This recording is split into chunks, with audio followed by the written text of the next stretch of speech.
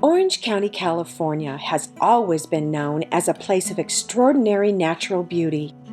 And for more than 100 years, Orange County Parks has been preserving and protecting its special places for all of us and for future generations to enjoy. Caspers Wilderness Park is one of them, and it invites you to find your place in nature. Caspers Wilderness Park is one of Orange County's largest parks, over 8,000 acres of protected wilderness in the western Santa Ana Mountains with over 35 miles of trails to explore. The park was named for Orange County Supervisor Ronald W. Caspers, who helped the county acquire the land in the 1970s. It was his dream to see this land preserved for future generations to love and enjoy as he did. When you enter the park, you'll get a trail map and information about conditions in the park, and it will be hard to imagine that you are just 8 miles from the busy freeway in San Juan Capistrano. Whether you are visiting for the day or camping for up to 2 weeks, you're sure to find your place here. The park is a favorite place for equestrians. This is my first time at Caspers Park. I've grown up in Orange County. I grew up riding on Ortega Highway in San Juan Capistrano all my life. Always knew this park was here. First time visiting it, having the time of my life. Off on our morning ride. Mountain bikers have found their place here too. Casper's great, it's peaceful. There are some challenging trails, and most importantly, you're just bonding with nature. You come on out here, you're with the birds, you're with the animals, you see deer. Just a great, great place for a few hours to hang out. Strongly recommended. Birds are everywhere in the park, making it a favorite place for birders to add to their life lists and make their contributions to the bird sighting board near the entry booth. Artists, photographers, and writers come to the park to be inspired and to capture the beauty and serenity that can only be found when we are surrounded by nature. And when we need a place for quiet contemplation, we are drawn here and find our spirits renewed.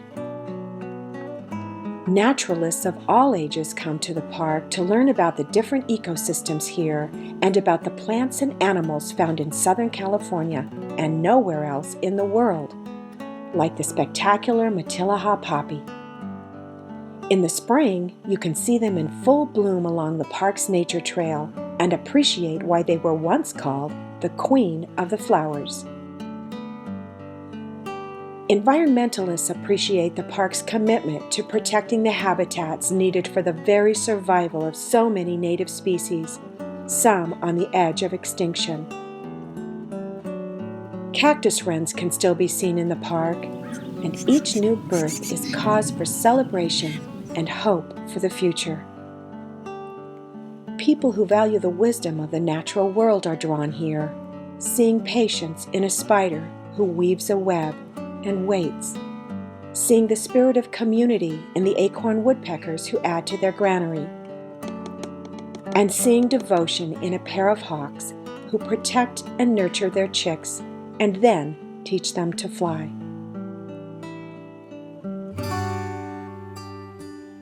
A wilderness park is a perfect place for families. One of the most precious gifts we can give our children is a connection to nature and a love of the outdoors. It's a gift that will last a lifetime. The park is family-friendly and has plenty of room for parties and events that bring children outdoors. My favorite thing to do at Caspers Park is meeting all of my friends again. The park's Nature Center is a great place for a family visit and has something of interest for everyone. The Nature Center exhibits are open every weekend, and you'll meet volunteer naturalists there who look forward to sharing the things they love about the park. There are lots of things to explore and discover, and there are hands-on activities for all ages, making it the perfect place for young naturalists. And one Saturday morning each month, the Caspers Park Foundation sponsors a free educational program open to the public. If you're interested in history, be sure to see the mural painted by artist Diane Walling. Before becoming a wilderness park, the area was an active cattle ranch, and the windmill in the old corral remains just as it was when cattle grazed here. From the Nature Center's observation deck, you can see sandstone cliffs containing 45-million-year-old fossils, evidence of a time when all this land was underwater.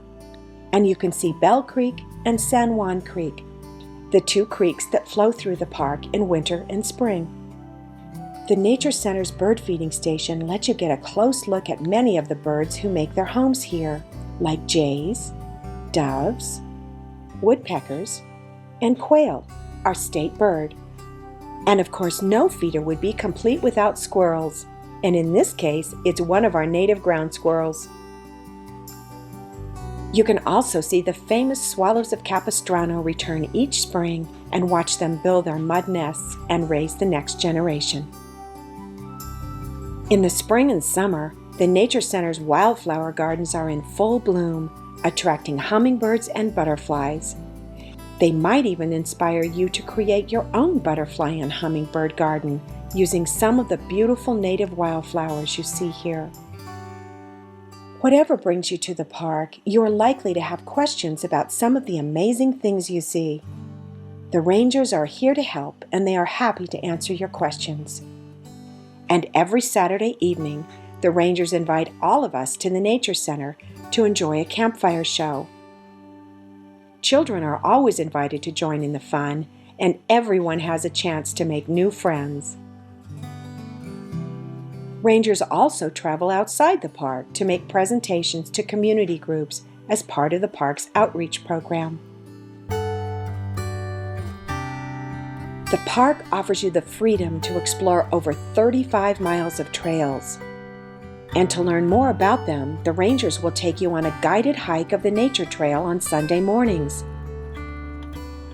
You will learn about some of the amazing things you can see here and how to be safe while you enjoy the wilderness.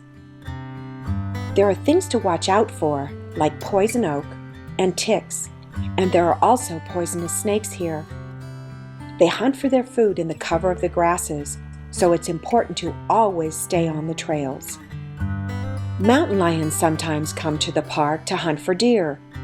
It's very unlikely you would see a lion, but you might see a footprint on the trail. And if you should see a lion, don't run. Gather together and make yourself as large as possible. Then make noise.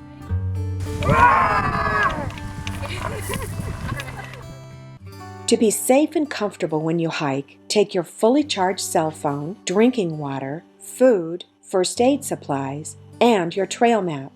It's a good idea to wear a hat and sturdy shoes, and bring sunscreen and insect repellent and a whistle to use if there's an emergency. And for your children's safety, adults should always be first and last in your group. When you're on the trails, be courteous. If you're hiking, yield to horses. If you're on your bike, yield to both hikers and horses. And of course, leave nothing behind. Pack it in, pack it out.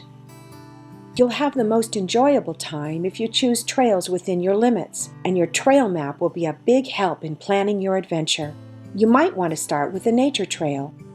It's an easy 1-mile loop beginning and ending in the old corral area, and it takes you through several ecosystems, including a southern oak woodland that is home to magnificent old oaks, some more than 300 years old.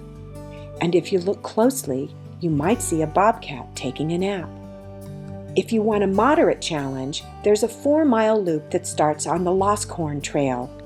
The spring wildflowers are spectacular, and the beautiful Mariposa lilies grow along the trails. If you're interested in an all-day adventure, you could hike the entire length of the Oso Trail and return on the San Juan Creek Trail. It's a difficult 12.5-mile hike, but the views are breathtaking from the ridgetops. Another place you might enjoy seeing are the famous San Juan Hot Springs. You can see them on special scheduled tours conducted by the park's volunteer docents.